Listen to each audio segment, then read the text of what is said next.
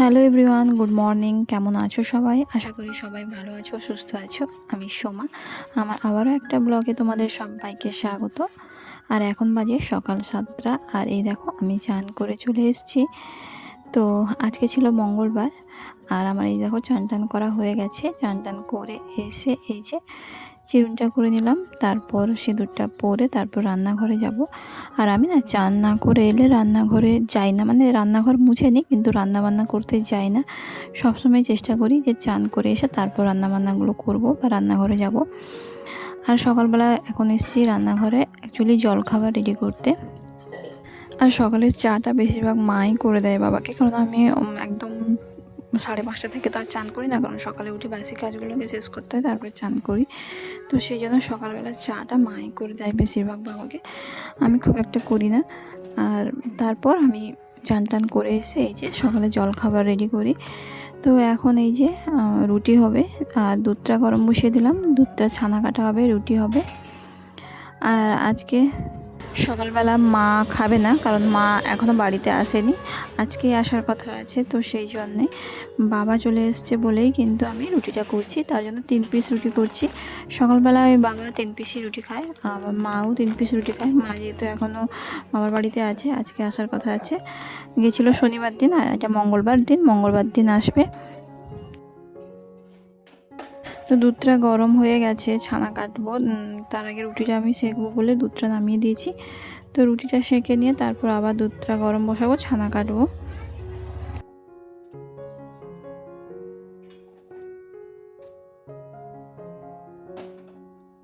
আর রুটিগুলো হয়ে গেছে, তারপরে এই যে ছানাটা কাটলাম দুধের। সকালবেলা ছানা কাটা হয়, আর একটা ভাজাভাজি হয়, যেহেতু আজকে মা খাবে না তো সেই জন্য কোনো ভাজাভাজি করা হয়নি।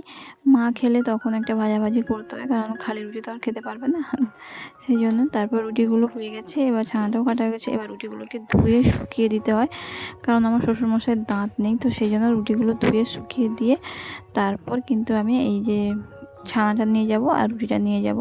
উনি দোকান চলে গেছেন, উনি দোকানে যায় ওই 6টা 6:30টার মধ্যেই দোকানে যায়। আর আমি দোকানে যাই 8:30 পৌনে 9টার দিকে সাধারণত, কারণ আমাকে তো সংসারটা সামলে তারপর দোকানটা দেখতে হবে, তো এই জন্যই। আর এদিকে দেখো আমার কিন্তু রুটিও হয়ে গেছে, ছানা হয়ে গেছে। এবার আর যে বাসনগুলো বেরিয়েছিল সেগুলোই কিন্তু এখন মেজে নিচ্ছি। আজকে সকালের চাটা কিন্তু ওই আমি করে দিয়েছি। সকালের চাটা যেহেতু কিছু করার নেই, কারণ মা বাড়িতে নেই, তাই সকালের চাটা আমিই করে দিয়েছি। ওই যে বললাম আমি চেষ্টা করি যাতে সকালবেলা রান্নাঘরে মানে চান টান করে আসতে, বাসি কাপড়ে যাতে না আসি, কিন্তু মাঝে মাঝে ওই হয়ে যায়। বাবা এত ভোরে ওঠে, তো বাবা 5:30টার দিকে ওঠে, তো তার মধ্যে 6টার মধ্যে বেরিয়ে যায় দোকানে, তো সেই মধ্যে আমার কাজ শেষ না হলে তখন আমি চাটা করেই দিই। আর আমার শাশুড়ি থাকলে শাশুড়ি মাই বেশি চাটা করে, আমি করি না সকালবেলা। আজকে যেহেতু ছিল না তার জন্যই করতে হয়েছে। আর এদিকে দেখো রুটিটাও শুকিয়ে গেছে, আর ওদিকে আমার বাসনগুলোও সব মাজা হয়ে গেছে। আর এদিকে এই দেখো ছানাটা নিয়েছি, ছানার মধ্যে 1 চামচ মতো চিনি দিয়েছি, ও 2 চামচ দেখলে অল্প অল্প করে চিনি দিয়েছি, কারণ চিনি না দিলেও নয়, কারণ এমনি ছানা দিয়েও খাওয়া যায় না, ওই জন্য অল্প একটু চিনি দিয়েছি।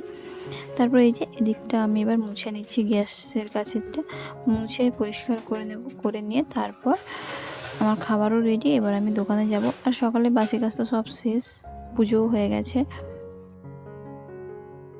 আর এই যে এই দেখো আমার কিন্তু রান্নাঘরটা গোছানো কমপ্লিট। এবার এই যে বেরিয়ে পড়েছি দোকানে খাবারটা নিয়ে, তো চললাম দোকানে। আর এইটাই হচ্ছে আমার ছোট্ট একটা দোকান, একদম রাস্তার পাশে। তারপর দোকান থেকে এই যে বাড়ি এলাম, আর কিছু জিনিস ছিল নিয়ে এলাম, তার সাথে মানে ছেলেও চলে এসছে আর মাও চলে এসছে। শ্বশুরমশাই চলে এসেছিলো রবিবার দিন বিকেলে, আর শাশুড়ি আর আমার ছেলে এলো মঙ্গলবার দিন সকালে। তো তারপর খাওয়া দাওয়া করেছিলাম না, আমি চলে গেছিলাম, তো সেই জন্য এসে এই যে খেলাম, চিংড়ি মাছ তেতো করেছি আর পান্তা। তারপর খাওয়া দাওয়া শেষ করেছি, এবার রান্নাবান্না করব। রান্নাবান্না করে তারপর আবার খাওয়া দাওয়ার প্রস্তুতি চলবে, কারণ এই টাইমটায় রান্নাবান্নাই বেশিরভাগ হয়, আর তো কিছু কাজ থাকে না, কারণ সব কাজই প্রায় শেষ করে দিয়েই যায়। তারপরে এই যে চলে এসেছি রান্না করব বলে। আর এই রান্নাঘরটা আমাদের আলাদা করেই করা আছে, ওটা শুধু অ্যাজবেস্টার চারিদিকে ঘেরানো আছে এই রান্নাঘরটা। আর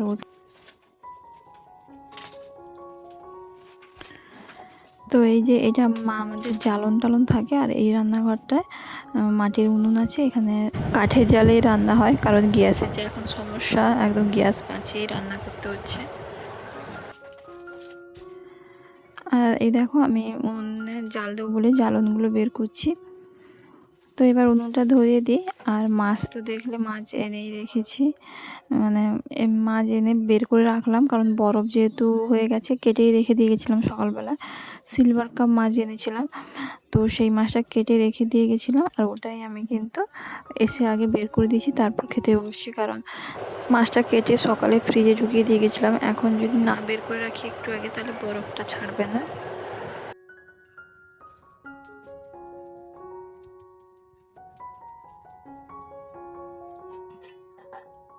আর এদিকে আমার উনুনটাও ধরানো হয়ে গেছে, এবার রান্নাটা বসিয়ে দেব।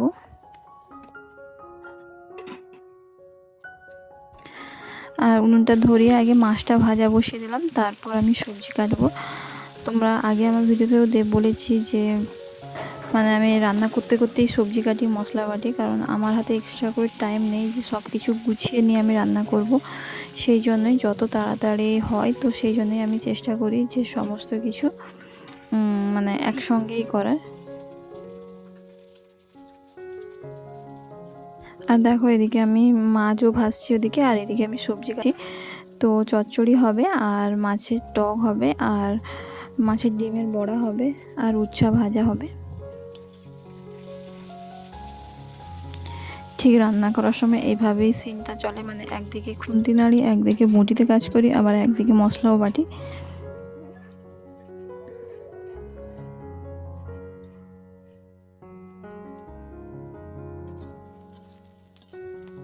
তো এই যে মাছের ডিমটা ভেজে নিলাম, মাছটা ভেজে তুলে নিয়ে মাছের ডিমটা ভেজে দিলাম, এরপর চচ্চড়িটা করে নিলাম। মাছের তেল দিয়ে এই যে ডাঁটা চচ্চড়ি হচ্ছে, এটা করে নেব, তারপর মাছের টকটা করব। আর আমার ভিডিও তোমাদের কেমন লাগছে অবশ্যই কমেন্ট করে জানিও। তো এই দেখো চচ্চড়িটা বসিয়ে দিয়েছি, আর মাছের টকটাও হয়ে গেছে। আর এরপরে এই যে ঝোলটা, এটা রাতের জন্য রান্না হচ্ছে, এটা রাতের রান্না করে রেখে দেব। তো আজকের ভিডিও এই পর্যন্তই, দেখা হবে নেক্সট আবার একটা ভিডিওতে।